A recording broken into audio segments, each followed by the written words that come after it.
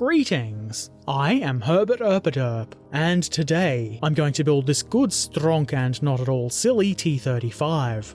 This is the 1/72nd scale plastic kit by Zvezda, as the box clearly shows. The back of the box is pretty clean and neat. There's a couple of images of the completed but unpainted model from a few angles, including one that shows the suspension detail with the side plates removed. There's also a small amount of information like the parts count and the size of the model. It is simple, but not in a bad way. Inside the box we find sprues, a whole bunch of them. There are 4 of these sprues with the wheels and suspension gear. There's another 2 sprues mostly containing tracks, more wheels and some turret bits, and this sprue with turret bits. And one more with hull bits. Gotta have the hull bits. There's also this lower hull tub, which I wouldn't count as a sprue, but it is an important part anyway. The detailing on this hull tub is pretty neat and looks good. A lot of it is actually going to be hidden, the big armor plates down the side of the tank will see to that, but it is nice that it's there. You might choose to build this tank with massive damage down the side, and visible detail would be great for that. The rest of the parts are pretty neat and crisp as well. I know that Zvezda's kits are usually pretty cheap, but that doesn't automatically make them bad quality. I obviously haven't built all of them in this scale, or any scale, but the ones that I have seen have been quite nice. I would consider them good value, especially this one when you look at how many bits you get in the box. That really is a pretty silly way to measure the value of a model. Good thing the parts are, in addition to being numerous, good, neat and well detailed. I'm no T-35 scientist, so I can't tell you which bolts should or shouldn't be there or whatever, and it is a relatively small scale model, so you should expect some of the detail to be simplified or omitted completely, if only to make the moulding more practical. That is pretty normal. That said, the parts are still nicely detailed. There's a bunch of nice bolt and rivet detail, and in my opinion, the track links look great. I certainly appreciate that they're link and length tracks. Rubber band tracks are often included on tanks in this scale, and most of you probably know how I feel about those, so it's nice that that isn't the case with Zvezda, at least so far in my experience. The suspension parts look pretty good too, and there is a lot of it. I think the springs on the Bogie parts look quite nice. It will largely be hidden, so they could just as easily have omitted this. I guess you should be able to look over the top of the side plates, so it is nice that there'll be some detail in there. There will be some mold line cleanup required, but not too much. Well, there will be a significant amount of cleanup due to the sheer number of parts, but the mold lines themselves aren't too bad. A decal sheet is also included. As you can see, this mostly has the red and broken white lines that you see around the tops of the turrets on some Soviet vehicles. There's also a couple of stars and a number 1 in a white box. 2 of them actually. Not a lot of variety, but I'm pretty sure that's enough for most paint schemes this tank would be painted in. There's also this sheet with lots of words, all of which I'm sure are very interesting, though I didn't read it. And to go with that, instructions. This is a large set of instructions and I had trouble getting them onto the camera, but that's okay. What really matters is that the instruction diagrams are easy to understand and follow. I do recall there being a couple of bits and pieces here and there that had me double checking, but nothing too bad. And I was obviously able to get the tank completed using these instructions. There's also a separate sheet with the model painting and placing of the decals. There are 2 schemes to choose from, though the only real difference is the decals. As is always the case with these things, it is very basic, and takes no account of weathering or anything like that. But it could be useful as a starting point. Okay, that's enough of that. Let's build. The first step is quite simple. Glue on the rear upper hull platey bit, which is the technical term. This pretty much just drops right into place, and it looks nice and neat. An encouraging start. Next come some final drives, which go into place pretty easily as well. There's a notch in the axle parts that should be facing upwards. Obviously there's one of these for either side of the hull. You might think we would follow this with drive sprockets, but you would be wrong. Dead wrong. I add shackles to the rear of the hull. These go into place nice and easy, though there is a little bit of play here, so be sure to nudge them so they look nice and straight. These being a solid piece, rather than loose movable shackles, means that it's pretty easy to get the angle of the dangle, as it were, correct. Okay, now it's time for a little bit of drive sprocket. I glue the inner half onto the final drive. As I mentioned moments ago, there is a little notch in the top of the axles into which a tab on the sprocket part will lock. I then assemble the outer sprocket parts. These consist of the outer wheel part with the teeth and an inner part. There are some helpful pins and sockets that will make sure the part goes together properly and won't be all misaligned. Nobody wants their drive sprockets to be misaligned. I put that aside and then add some detail-y bits, like this bracket, I guess you would say it is. I followed it with this plate, with a pair of protrusions, I don't know. I think these things might be for keeping mud from getting packed in the middle of the drive sprockets. This is pretty simple, and you can see why it's easier to do this before installing the outer half of the drive sprocket, which I installed next. There are guide pins for this, so it's pretty easy. I didn't test, but I assumed that the teeth are lined up neatly enough that there shouldn't be any issue when fitting the tracks. I hope there's not going to be an issue anyway. Probably would have been a good idea to test fit. The same thing happens on the other side of the tank. I then install this plate with the huge fan in the middle of it. The top of the hull has a sort of notch around the inner edge, and this fan part sits nicely in that notch, making the fit very easy. I think it looks really good. Next, I assemble these roller things. There are guide pins which do a really good job of guiding. You would expect that, wouldn't you? This is a big chonker of a wheel thing. I guess that helps it be nice and strong. I set that aside and then install this whole front plate. This is pretty easy to position, though it did need a little bit of pressure to get it to sit properly. Then comes a thing, which probably has a name that I'm unaware of. I think it has something to do with the idler wheel and track tension adjustment though. It goes into place easily enough, and I make sure the long protrusions out to the side are sitting nice and level relative to the hull. I then glue on that roller with the big chonky frame. The guide pins make this very easy, as you might expect. Installation of these parts on both sides of the hull is pretty much the same, and we end up with some nice symmetry. Then come some more shackles, this time at the front of the hull. We don't really need any more on the rear, do we? At any rate, installation is pretty much exactly the same as before. Then come these platey things that will go between the bogies. Each of these plates is slightly different. I set them out in the sequence in which they would be attached to the hull. This isn't too hard to do, you just have to pay a little bit of attention to what you're doing. That's not too hard, is it? These parts slot nicely into the slots in the sides of the hull. Yep, good variety of words there, Herbert. It looks pretty good to me. It's kind of a shame that a lot of the stuff here is going to be hidden. Moving along, I assemble some idler wheels. These go together very easily. You can see there are some ribby things on the insides, and I line those up with each other so the entire wheel will look nice and neat. Looks really good. New and original jokes, ha ha ha! One good wheel deserves another. That certainly is the saying.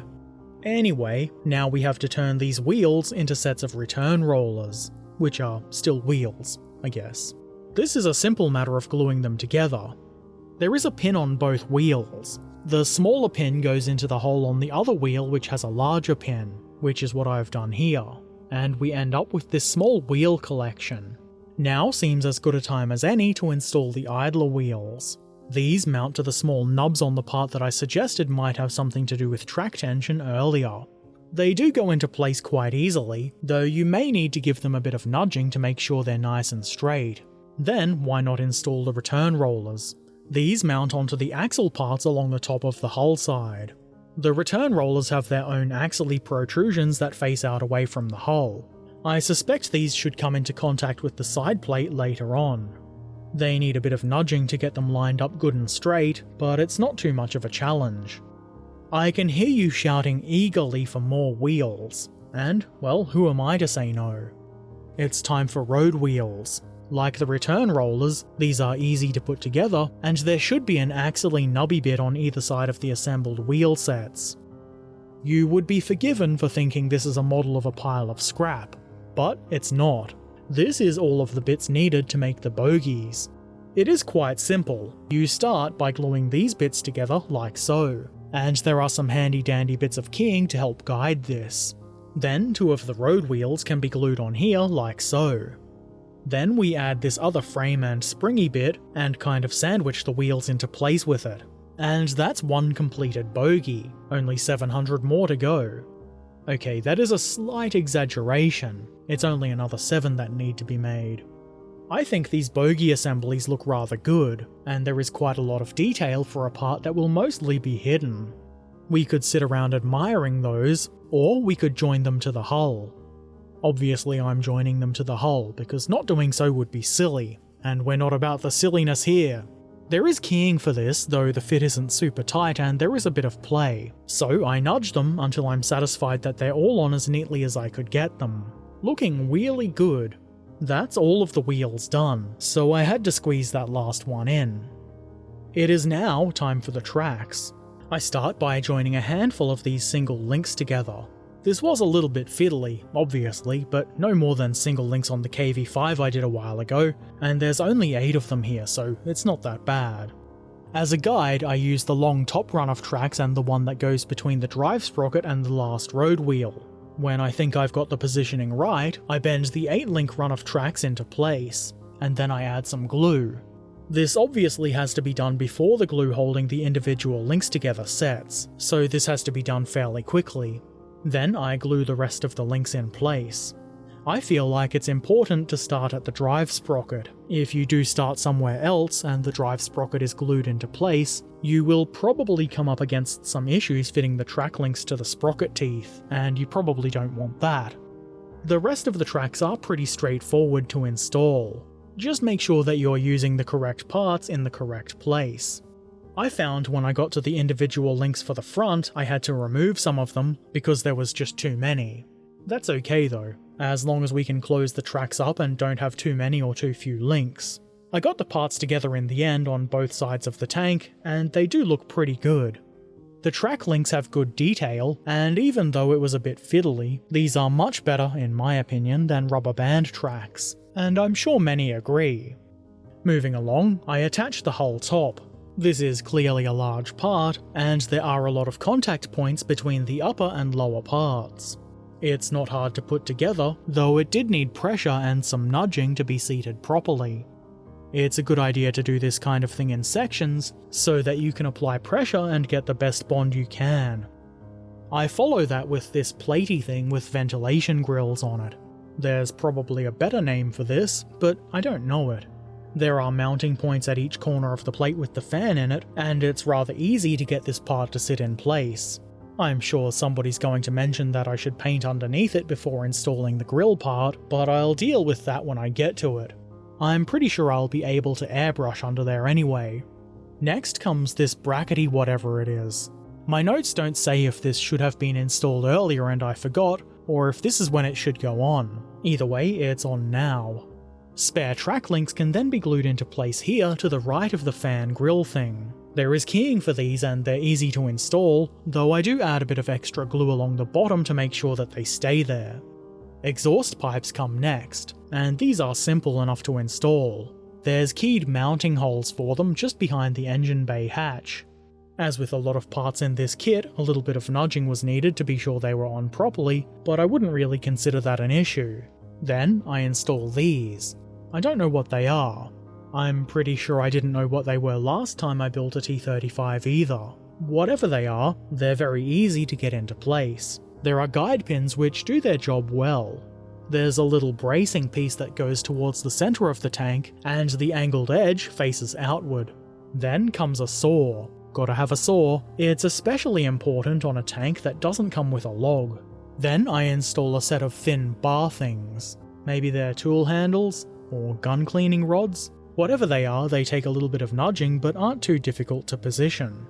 Another bar that could be any number of things goes on the left side of the hull here, and I follow that with the towing cables. These do fit well enough, though the surface they are mounted on isn't perfectly flat, so it does take a little bit of force to convince them to conform to the shape of the hull. Nothing too extreme though. Then a railing thing goes in front of the small rear-facing turret ring. Not really sure what that's for. Maybe it's for tank riders to hold onto, or maybe it's for tying stuff down. Whatever it is, it goes here. Then come a couple of different handily railing things behind the larger rear turret. These are pretty thin, and you might find tweezers helpful when installing them. They look pretty decent if you ask me. I don't know if you did ask me or not, but I've told you anyway. After that, I add a pickaxe. You never know when you're going to need to dig stuff up. Then comes this crank thing. It looks a bit cranky. Sorry. Next, I add a pair of shovels. These are probably used for recreational digging. I'm sure Soviet tank crews were allotted a lot of time for fun, like digging. Maybe they were used for digging the tank in. Nah. Then an axe, because you never know when you're going to need to axe a question. I'm so funny. Remember the exhausts I installed a while ago? Well, now it's time to add a cowling thing around those. I'm not sure what the purpose of this is. Maybe it's to protect the pipes, or maybe deflect the smoke somehow. Either way, they're simple enough to get into place, and I think it looks interesting. At this point, the hull is not complete, but we're going to work on the turrets now anyway. I figure why not start with the small ones? The two halves of the turret body go together quite easily. The guide pins are quite helpful for this. The top of the turret walls is beveled, which makes it nice and easy to get the roof on neatly. The front plate part goes on nice and easily, and I'm pretty sure I've got this up the right way. If not, strong Russian engineering? Yes, let's blame that. I then install a teeny tiny machine gun. No problems here. Then comes this little L-shaped bit, which is glued into the bottom of the turret, and will act as a mounting tab to hold the turret to the hull. I think this is a little bit odd. These kind of things are usually moulded on as part of the turret ring, which gives it a bit of strength. I'm not 100% confident in this, though this model isn't really likely to be handled very roughly like a wargaming model would, so this will probably be fine. Now, more turrets. This time, the medium-sized ones. Like the previous turret, we glue the two halves of the body together. They have guide pins still, though the fit is a bit more awkward and I found I couldn't get everything lined up perfectly. Though I think I got it close enough. The beveled turret wall tops are here again, and that does make the turret roof easy to put on.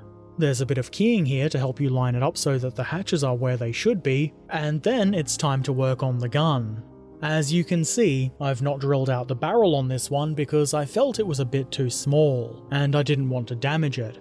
I glue it into the mantlet, and then I glue this little thing under the gun. I don't know what it is, other than it's a bit fiddly to install.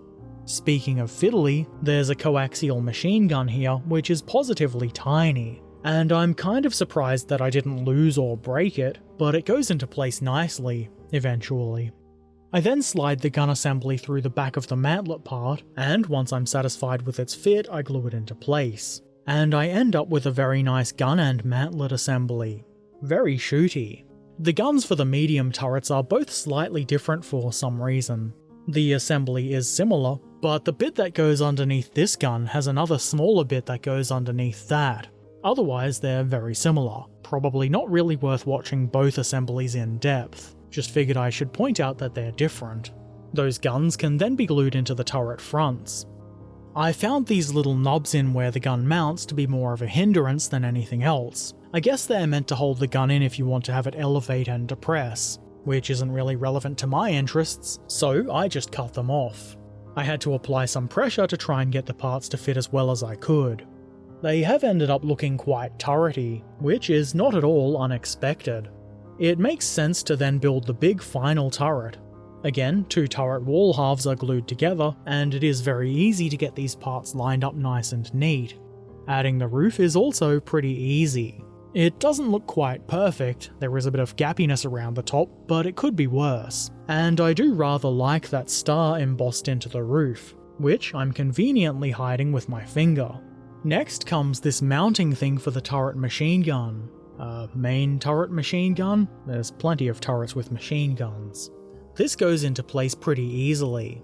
I'm not sure if this is sitting as far back in the turret as it should, but that was as far back as I could get it. Then I drilled out the main gun. I figured this one was worth doing because it's significantly girthier than the rest of the guns on the tank. Doing this is of course a relatively simple matter. As always with this kind of thing, I'm trying to get the hole as centered as possible. Then I assemble, I guess, the mantlet? Is this the mantlet? There's a little kind of tray thing that is attached to this at a 90-degree angle, and there is keying to make sure it goes on nice and neat. The gun part then goes into the back of the mantlet-y surroundy bit. I've used glue here because obviously I want it to be solidly in place, though I'm pretty sure you could make it so this elevates and depresses. Then that part with the tray that I put together moments ago slides on over the front of the gun. This is easy enough, though I found I had to do a bit of fiddling to get the gun to sit against the tray thing how I think it should. It ends up looking very gun. I put this aside to let it bond while I work on more turret details, like the commander's cupola. This looks like it might be kind of an upgrade from a rectangular one or something. I do seem to remember seeing rectangular hatches on T-35s, but I could also be imagining that.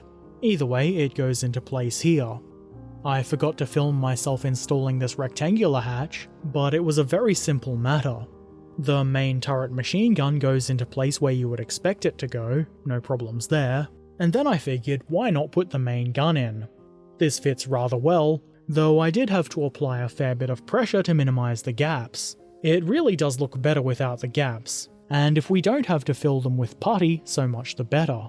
Then the commander's hatch goes into place, though I suppose it could have just as easily gone in earlier. There's not much to installing this, though there is a gun you could install here with the hatch open. I've not done that, also the part was broken on the sprue, mostly because I'm a clumsy fool. And then the radio antenna. This does look like it might be fairly fiddly to install, but it's really not that bad if you do it in sections. I start where the antenna joins the antenna mounting on the top of the turret, and move around the turret gluing bits into place. It's pretty simple. That said, you should still be careful with it. It is a thin part and could be broken quite easily. I assume you don't want that to happen. I know I don't. Then, onto this plate with the two triangular brackets, I glue this cylindery thing. I have no idea what it is, but once that's done, a little flat thing goes on top of it. Very descriptive, I know. I make two of these and then set them aside while I tend to whatever this is called. Looks like an outer part for the track tensiony thing we put on earlier. I'm not sure why this is just going on now. It is possible it was meant to go on earlier and I forgot about it. My notes don't say. Perhaps this means I should take better notes. Obviously there's one of these for each side of the tank. Next I glue those two platey things onto the riser for the main turret. I don't know if this has a better name than riser, but that is what it does, so that's what I'm calling it. I then try to assemble and install this thing, which I believe is a roll of cable. Believe it or not, this was one of the most fiddly parts of the entire assembly. Getting it into place involved a lot of messing around, but get it into place I did. It doesn't look the neatest, but I guess that's okay. If it ends up bothering me, I can always cover it with a tarp or something like that. Then I attach this thing. We'll get the final positioning of this later. For now it's just sitting there, though I did glue it so I had to act quick. I glued the riser part for the main turret into place. This did require some pressure to get it to sit properly, but it wasn't too hard to do. Once I was satisfied that it was going to stay in place, I nudged this whatever it is that I put on moments ago into what seems to be the correct position. To improve the T-35's ability to see at night, I assemble these headlights. This is a headlight inside of an armoured casing. Is it armoured? I don't know. It is a casing though, so there is that. I glue those in place side by side in the centre of the front of the hull. The little round things on the hull in front of them are covers, so the headlights can be covered up. That way, even if they are switched on at an inopportune time, the enemy still won't see the light and the tank will remain hidden, because it's a very hidey, stealthy tank. Yes. Either way, I guess that's how it works. At this point I'm just waffling, and the Zvezda T-35 in 1/72nd scale is completed. "What about the side plates, Herbert?" I hear you say. Boy, your voice is silly. But at this point I have not attached them to the model. For these end clips I have blue tacked them in place, which is why they're not sitting perfectly. You'll just have to overlook that. The reason I've done this is so that I can paint the model without the side plates on, which will obviously make it a lot easier. All of that detail is in there, so I might as well paint a bit of it. I think this has turned out to be a really nice looking model, and it was relatively cheap as well, which I know appeals to a lot of people, myself included. I have built another T-35 in this scale from S model, but I can't for the life of me find where I've put it. I know I didn't imagine building it because there's a video, which I'll link in the description, and the S model kit is quite good as well. I would say that one was a little bit easier to build than this Zvezda kit, but if I was forced to choose one, I think I'd pick the Zvezda model. Fortunately, I don't have to pick. Well, the T-35 from S model is currently hiding in places unknown, but I do have one. Actually, thinking about it, one of the things the S model kit has over the Zvezda one is that it builds into 2 tanks, and I do still have one unbuilt. It's even still wrapped in plastic. Maybe I'll give that away on stream one day or something like that. Who knows? What I'm trying to get at is, I could compare this model with another T-35, but I can't because I'm a dunderhead and lost the other T-35. I think that might be enough waffling about the S model kit. This video is about the Zvezda one, which I think has turned out quite nicely. There's a good amount of detail. Of course, you wouldn't call it super detailed, and I'm sure it's got a couple of little imperfections that would drive the obsessive rivet countery types up the wall, but if you're looking for a pretty reasonable T-35 in 72nd scale, this wouldn't be a bad choice. It was also pretty easy to build. Maybe not suitable for a first model kit, or for a small child, but it's really not likely to make anybody's brain melt because of its complexity. Probably what people are going to find the most fiddly bit in this kit is the tracks, and even then, compared to some of the other kits I've done recently, they're not that bad at all. It did take me a couple of streams to get this tank built, so it's not a super quick build, but unless you're also building on stream and taking notes and otherwise being distracted, you'll likely be able to get this tank built fairly quickly. Not that it's a race or anything like that. Speaking of streams, if you would like to watch me build models live on stream and see what's going to be coming up in my videos, head on over to my Twitch channel at twitch.tv/Herbert_Erpaderp or click the link in the description. Give me a follow and you'll be notified when I go live. I do modelling streams usually twice a week. Pop on by and say hi. I'd love to see you there. Okay, so what do you think of this T-35? Do you like the big silly Soviet monster tanks? Do you think they're foolish? Have you put this kit together yourself? Let me know what you think in the comments section below. And if you have built your own T-35, drop by Discord and share pictures with us. That would be awesome. Also, if you enjoyed this video or found it helpful, it would be appreciated if you were to share it with your friends or anybody you think might get something out of it. That would be awesome too. And if you haven't already, why not subscribe, follow, ring the bell, become a YouTube member or patron, and all of the other things you do on YouTube and social media. Links to all of my things are in the description below. And as always, I shall return soon, so until then, be excellent to each other, and thank you for watching. Farewell.